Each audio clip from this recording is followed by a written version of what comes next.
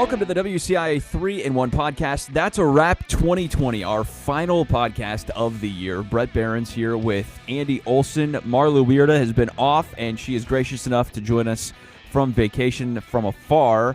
And it's great to just finally wrap up the year. I want to spend the next 20, 25 minutes just reflecting, looking back, remembering about what an eventful year this was. A lot more bad than good, and a year that I hope we never have to repeat. But nonetheless, we've made it to the end of 2020, and for that, I am thankful. So let's start with this. Marlee, give me your biggest takeaway from 2020 and the thing that you will remember most from this eventful year.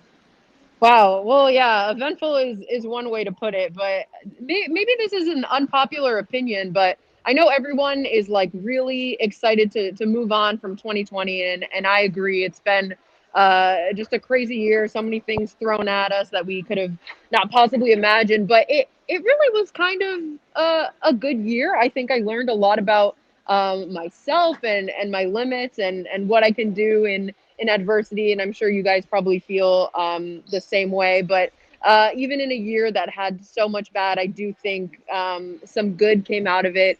For one thing, though, it was without a doubt the quickest year of my life. I can't believe, it's about to be January 1st and we're starting a new year. It really went by quick, but time was still. So that's just kind of in a nutshell, just how I feel about this year. Quick, I don't know about that for me. I felt like this year dragged on forever as time stood still, like you mentioned there, for so long. Andy, what will you take away from this year? Probably the fact that I got to join and start my sports career is probably the biggest thing that I'll take away. Another positive there. Yeah, right. It's hard to believe that I started the year full-time news, not really, knowing, because I think I've said in the podcast before that I always wanted to get into sports. I didn't really know at the start of the year when that time would come because I was still just doing full-time news and just chugging along. And then when this opportunity came, I think it was in April or May, if I remember correctly. Yeah, in May when Craig left. Mm-hmm. That's right. Then things kind of cleared up and I got to start doing what I love. And I'm with Marlee, I think. This year went by really fast. It's hard to believe we could pack so many things into this year, but it feels like just yesterday things were normal, but it also feels like a million things have happened since things were normal. Yeah, and for me, I'm just going to say the craziness of that week in March was possibly the I don't know if we're going to have another thing in our careers that are literally as crazy as that was, in terms of, you're thinking Illinois is coming off this high in basketball, and for me, that's what I love covering the most is, just the fact of, hey, this is big-time basketball. It's what I remember growing up with basketball at Illinois back in 2005 and the run in the early 2000s. And Illinois is back. Io is really dang good. And then the Iowa game and the high of that, the anticipation of going to the Big Ten tournament and how much fun that was going to be with the NCAA tournament ahead. And then all of a sudden it just ends and it's gone. And the numbness there of what is happening, you couldn't grasp the magnitude at the time of what that day meant. Like, the NCAA tournament is gone. The Big Ten tournament is gone. The future is unknown at this point. And so for me, Marlee and Andy, time stood still there, and it was a long sense of what's next and the anticipation and just the patterns of our lives so much at the time, whether that's a good thing or bad thing, at least for me, are revolved around, okay, April's a slow season, and then May picks up, and there's state track, and there's state baseball, and there's Illinois baseball and Illinois softball, and then June and July are slow, and then August you get going again, and you get those vibes of covering Illinois football and all of that, and everything was thrown off. And so for me, it was just this weirdness of this standstill. I was stuck in March there for like 3-4 months, before basketball really started to pick up again. And so for me, it was a long time of just unknowns there. And so in one sense, it seems like not that long ago, and I get that from you guys that, this flew by. And in another sense, it's like, holy smokes, man, like we're still stuck here in March. Yeah, you mentioned that week, and it's funny. I'm interested to hear Marlee's perspective on this, but I can still remember that morning we had come in for work, and Marlee's getting ready to go to the Big Ten tournament. And we're just talking about the NBA had started canceling games the night before. Rudy Gobert had tested positive, and we're like, there's no way that the Big Ten tournament can happen. And Marlee's getting packed and ready to go. And then all of a sudden, the announcement comes at like 11 o'clock in the morning before she's about to go and cover Illinois' game. And that was crazy from my perspective. But, I mean, going to Indianapolis, Marlee, I'm sure that was such a super weird experience. Yeah, that is a day I will never, ever forget. Like you said, Andy, I had gotten to the station. I was like getting all the equipment ready to go. And all of a sudden we like saw the alert on our phone, like the ESPN alert, Big Ten tournament canceled. And there we are, like freaking out. It's this whirlwind. Like, do we go? Do we still go? Anyways, they sent me to Indy. I get there and it is a complete ghost town. It's crazy to think like, you know, there would have just been fans all over the place. It would have been this exciting atmosphere. And I mean, they did end up getting rid of fans before they got rid of when they canceled the tournament. But yeah, you know, I was in a tizzy. It was crazy just getting there, just seeing the emptiness. It was a ghost town. Yeah, I will never forget it. And then just the feeling afterwards, like you mentioned, Bret, just like the emptiness, the unknown. I feel like we've almost just been doing basketball for so long, just because that's kind of when everything ended. It was like, okay, basketball's over, and then okay, now here we are right back into it. And that's just the way that, you know, we started out the new year. For me, I just remember coming home from a trip from Florida, and then, you know, I had a basketball game the next day. I went to Michigan State. They lost, but then Illinois went on like a 7-game winning streak. So, and then just to kind of like start that cycle over again, like, okay, here we are in January, like Illinois has some big games coming up. Like, I feel like we just did this, and I'm thinking ahead to March, like, okay, are we going to finish it? But yeah, that day in Indianapolis, like I couldn't have gotten out of there quick enough. It was just a complete ghost town.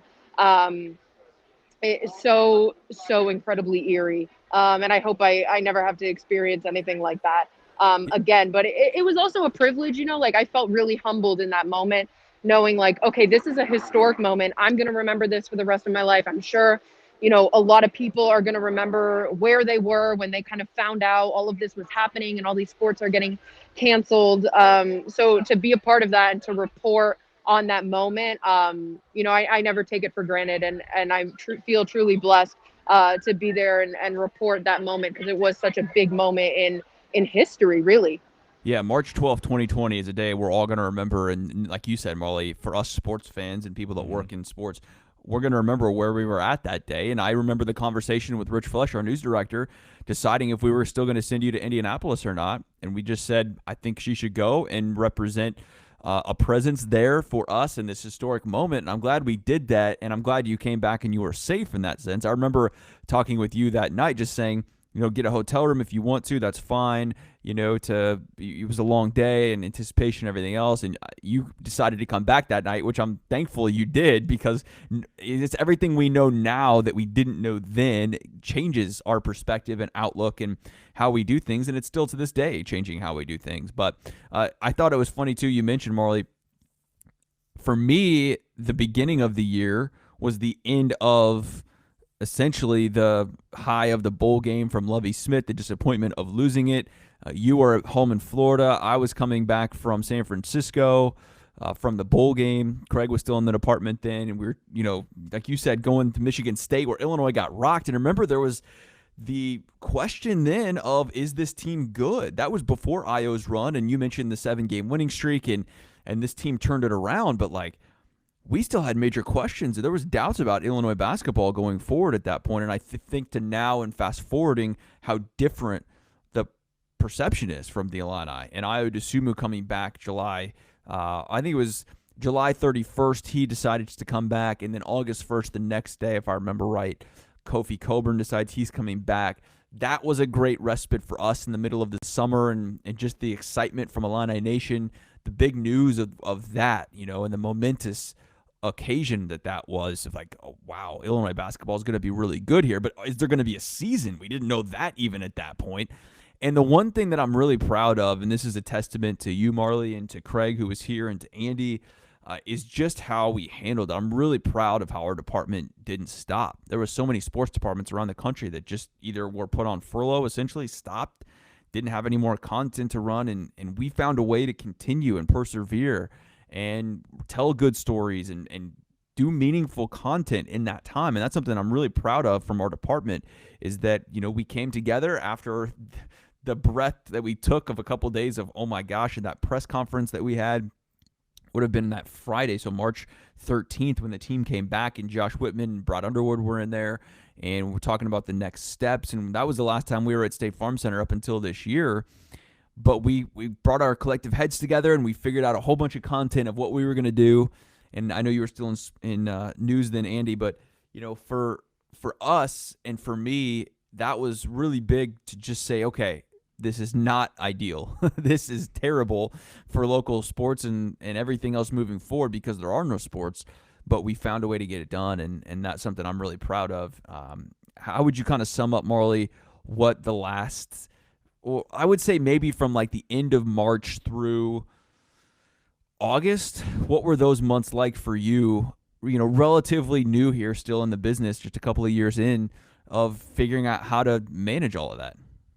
Yeah, I mean, like, that was such a huge challenge for me, just trying. I mean, I had one summer of that kind of experience of not having a lot of stuff, and you have to kind of scrape the pot for some content. But even in the summer, there were still like some things going on, like there were little camps and stuff. But to be there in March with like literally nothing going on entirely, it was scary. And I'm thankful for you as well, Bret, for giving us that confidence that we could get through it and find content. And we did.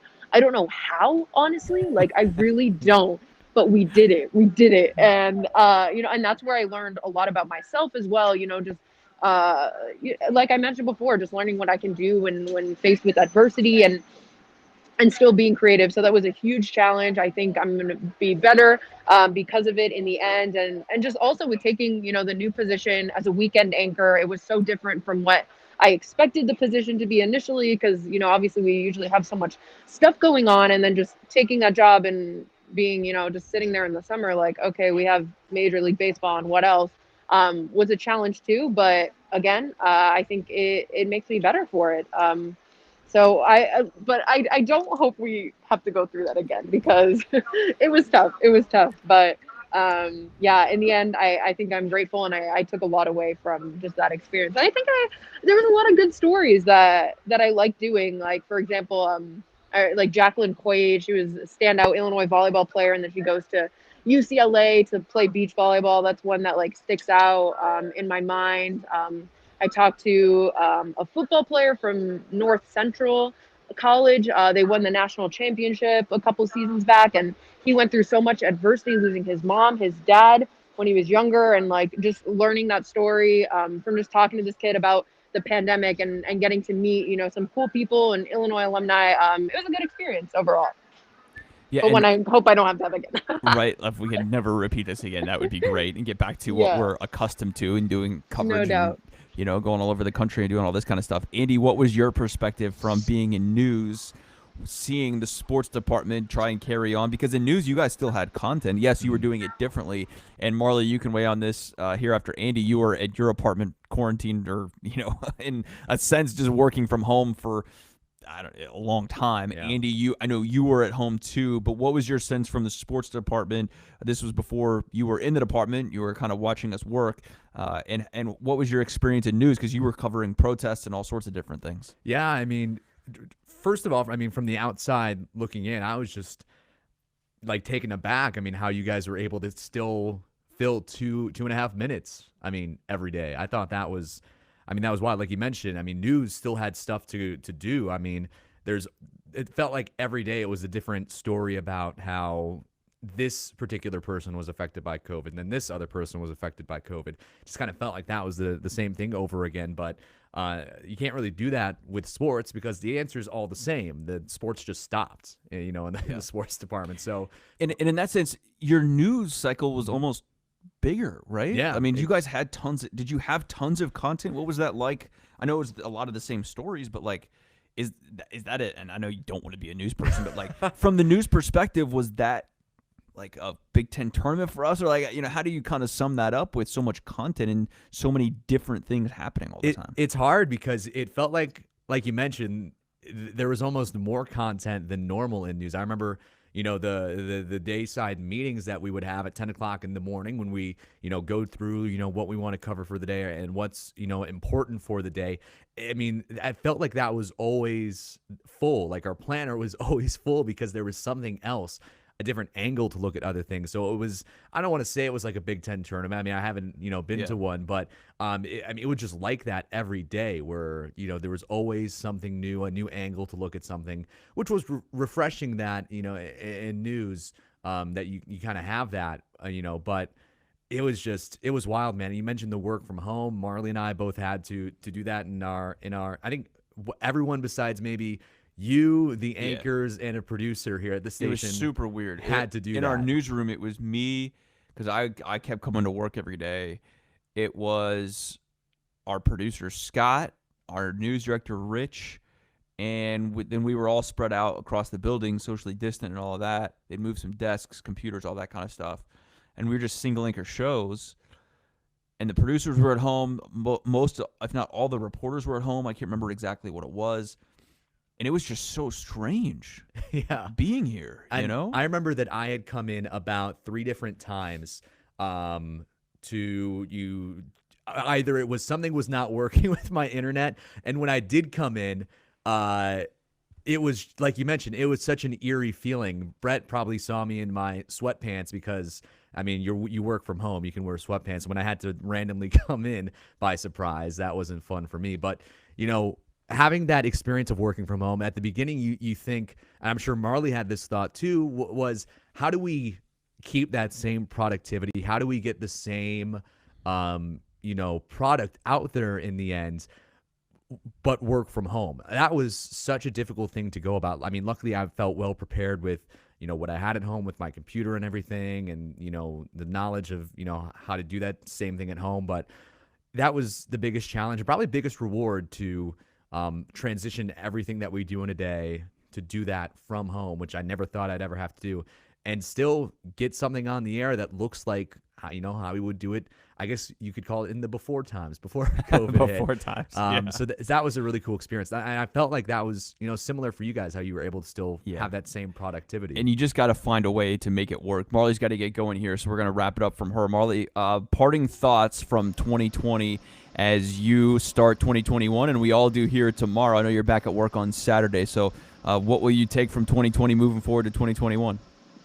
Yeah, I'm just going to take all of the, lessons learned, all of the experiences that we had, the good and the bad, and just move forward. That's all we can really do at this point. We're looking ahead to a new year. I kind of want to tread carefully. I'm not going to have as many expectations as I did for this year, because that was, they were all crushed.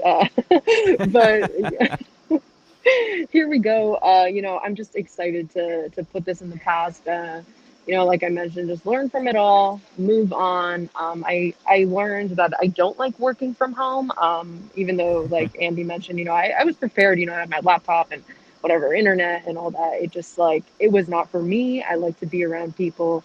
So yeah, I'm excited for 2021 and all the fun that it'll bring. I'm sure we're going to have a great rest of the basketball season. So I'm pretty stoked. So here we go. Hopefully you guys ring in the new year with lots of friends or family or whatever you guys may be doing. But I hope, you guys get to celebrate it. All right, Marlee, thank you so much. We'll be glad to have you back here in a couple days on a great vacation for you and some much deserved and needed time away. So it's been a great 2020 in one sense. It's been a terrible 2020 in another sense. One that we would never have scripted, and never even in a million years for me thought about them canceling the NCAA tournament or having a canceled, postponed Big Ten football season, and then it's back, and then it's just like riding the waves of high school stuff is postponed until the spring, and we still don't know if that's going to happen or not. You add in, the professional sports trying to come back. Mm-hmm. There's just so much to add in here and to reminisce on. And I think maybe out of all of it, Andy, I'm just thankful that we made it this far. Mm-hmm. I'm thankful that my family's healthy. I hope yours is too. And, you know, that we can continue to push forward here. And it is about boundaries and pushing past those and figuring out what we can do and how we can do things differently. And I'm going to take that in a sense from there is some good that can come out of this. I really do believe that overall our limits have been pushed, our boundaries have been expanded, that we've had to think creatively. We've had to get outside of our comfort zones to really push ourselves to do things in different ways that maybe we didn't think possible before, or maybe we hadn't had to think of different ways to do those things.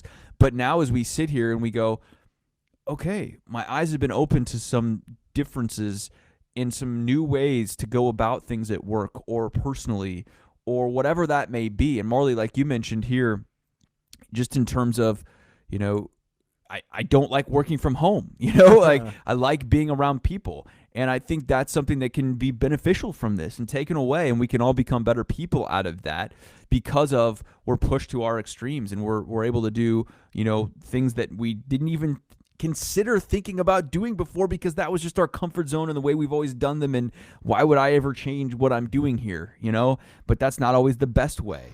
And so, you know, that's kind of where I'm hanging here at the end of 2020. Marlee? Yeah, I mean, I just want to thank you guys as well, Bret and Andy. You guys have made this experience so great, you know, and I'm so lucky to have awesome people just to be surrounded with, because obviously that helps when you have a great support system. So thank you guys for, you know, we got through it together. And I'm so excited to head into the new year with you guys because you are both so really awesome and push me to do my best every day. So that'll be my parting thoughts. Have a great new year to you guys and everyone listening, and let's head into 2021 with a bang. Absolutely. Amen to that, Marlee. Thank you. And we will see you here in just a couple of days as Illinois is going to get ready to play Purdue on Saturday at 5 o'clock. But, Andy, I mean, as we, you know, kind of wrap up here and look forward to 2021, I'm just grateful. I don't know. Yeah. I mean, like, you know, when you start to reminisce and not that I ever doubted like that sports was going to go away. We had the support from our boss, Rich, you know, that he wanted us to continue to do sports. We weren't going to lose our jobs. You know, we weren't going to be kicked out of the building necessarily, you know, like, or out of the newscast. And so I'm thankful for that. But like, I'm also hopeful that the end is near with this, and that we can have the things that we so much enjoyed before, because I think maybe more than anything, that's like the biggest thing that I'm not going to take for granted. You know, it was like going to Missouri earlier this month, December 12th, I think was the bragging rights game at Missouri. You know, and it's about a 4-hour drive there, and I got back at like 3:30 in the morning. And my wife and my mom, because it's just what moms do, you know, are very worried that I was driving so. And I'm like, this is what I used to do all the time. Like, it's really not that big of a deal. I was excited for the grind. You know what I mean? Like, I'm not going to take that for granted anymore. That like, hey, we're really freaking privileged to be able to do what we're able to do here. You know what I mean? So I don't know if you've had those moments too of like, and I'm sure you have, the transition to sports and all of that. You know, I know that's been a really momentous part of your life, and I'm grateful for that. Super excited to have you in that apartment. But for me, I think that's just like the perspective piece that is so powerful sometimes in life. Like, we all need that, you know, to remind ourselves that like, hey, we're covering sports for a living. It's pretty cool. Yeah, you know, that same day is when I had really the same thought, because that was the first time that I had gone on the road to cover an Illinois game for you guys. I went to Northwestern that day, and if fans can recall 3 weeks back, that was not the most fun day outside. It was rainy, it was cold, and, you know, I was out there, let's see, probably 8 or 9 hours, maybe 10 hours, something like that. Covering the game and then editing all the stuff for the show and writing all the stuff for the show. I don't think I've ever worked that hard to like get something out there. And I don't think I've ever been put through, you know, harsher conditions to do something in my professional career like that. But at the end of the day, I mean, I got back in the car and I changed out of my wet clothes, first of all. Also, a great call. Yeah. You got to bring extra. Yeah. If it's raining for football games, you got to bring extra clothes. Absolutely. But I sat there in my newly dry clothes, And just thought about how grateful I was to actually have that opportunity, because when I was in news, all I was thinking about was, wishing that I had the chance to do that. And I would do that 10 more times, Right. to keep doing this kinds of stuff. So when you talk about being grateful, that was definitely a moment that hit for me. And, I know that it feels like we're almost at the end of this whole pandemic. There's still a lot that we have to do. Let's hope. Let's hope. We still need to be cognizant. Everybody needs to wear masks and wait until that we all got that vaccine. We're all healthy there. But we're almost at the end. It feels like we can't do this for another 8 or 9 months, however long that has been. So thinking about what's on the other side of that is super exciting, because hopefully, fans can be back in the stadium and I can experience, what those Illinois events are like with fans. So I'm super happy. And I've had those moments, like you mentioned, where, I'm grateful for what I'm doing. I'm happy that we can still be doing it. And it just feels great that we can keep doing this, and that if this is as bad as it gets, we can somehow get through it. So whatever else comes in front of us, whatever else happens, it feels like that we can get through that too, which is nice. Yeah, and like I said, that perspective is really, really powerful a lot of times. So grateful for that. We're going to end on a happy note here, that we're hoping the pandemic is drawing to a near, that the end is near for this. I got a push alert from WCIA during this, that the new strand or whatever of the coronavirus, and all of that. I'm going to look on the positive side. I'm going to try and keep a positive outlook on what could be, and even thinking of an exciting 2021, like you mentioned, of getting fans back, of getting just normal sports back in a sense, without these weird schedules or differences in how we cover them or how they're viewed or whatever else that may be. And I know fans are a big part of that for so many. That is one to hang my hat on for 2021, that is coming sooner rather than later. And through that all, through the grind of something, and I was like asking for a grind, in July or August or whatever it was, I was like, I need some grinds. And we had a couple of them with some shows that we did, some 30-minute specials or whatnot. But like, man, no, that's good. So, and we started this pod this year. Yeah, this has been one of the more fun things that I think that we get to do, just kind of talking about sports. And I will mention, you talked about getting back to normal. I cannot wait until we have our last Zoom press conference and we can actually go to Memorial Stadium and the State Farm Center to get interviews and things like that. That'll be great. Man, like that's something too where, I don't even know if I remember what Zoom was before. I mean, maybe I'd heard of it. I don't know. I wish I would have bought stock in it in February. You know what I mean? Like you would have been. I think I had heard of like Skype. I think everyone knew what Skype was, but Zoom came out of nowhere. And now it's just a regular word in our vocabulary. Like it's just part of our daily routine. That's right. We're just gonna Zoom and whatever else, and that's been a positive too, Andy, because you think of the sound opportunities we've gotten from the road or whatever else, that you didn't have that before. And so now we can talk to these athletes and coaches after a road game, or maybe we wouldn't have traveled or had those opportunities. So in some facets, that's been good. And that's where I mentioned there is some good that's come out of all of this. I really believe that, both professionally and personally for everyone. At least that's my hope. That's probably something that we'll also take out of it. We'll be excited, like I said, when we're done with it and we don't have to rely on it, but we will be able to take that, I think, in the future. And we mentioned about, things that we've learned and, how things will go back to the same. I mean, I think we will use Zoom probably forever in sports reporting, just because you mentioned not everyone's going to be that close and available. That it's now another way that we can talk with people and tell stories. Right. And I think that's good. And so, this is getting a little nitty gritty here, but like, even for me, I'm so much of a perfectionist for quality on our air, because I believe if it's on TV, like it needs to be good quality. And so even for me, like at the start of this whole thing, I remember watching network news, CBS News or whatever, NBC News on, the nightly news. And you would have never seen a quality that was as low using a Zoom as it was on network news. And then it was on there, and I'm like, well, if network's doing it, then it's fine with us, right? I mean, that's kind of like the standard. So I don't know. It's just all things that you just start to think about that have changed, and some good, some bad. and I hope that you and your family are well listening to this.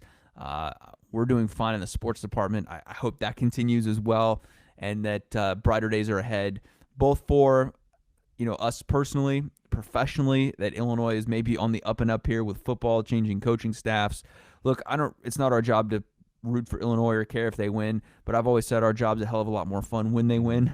So, it's fun to cover a good team. And so, I hope that's the case, that the excitement can get there from the fans, that maybe Bret Bielema can turn this thing around, and that, when we push here forward to the fall, that things will be quote unquote normal again.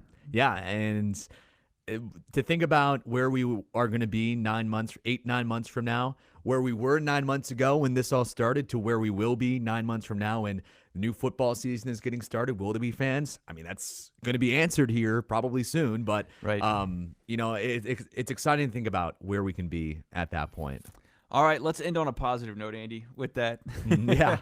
We'll regroup here towards 2021 and getting back, and hopefully, building towards an NCAA tournament for Illinois, and we're going to be here to cover that all along the way, as we have been. That'll only continue with Illinois football. Hopefully we can get high school back, sports in general, something. Yeah. It's at a pause right now until Illinois gets out of these Tier 3 mitigations. So hopefully that will come back. High school football is supposed to be played in the spring.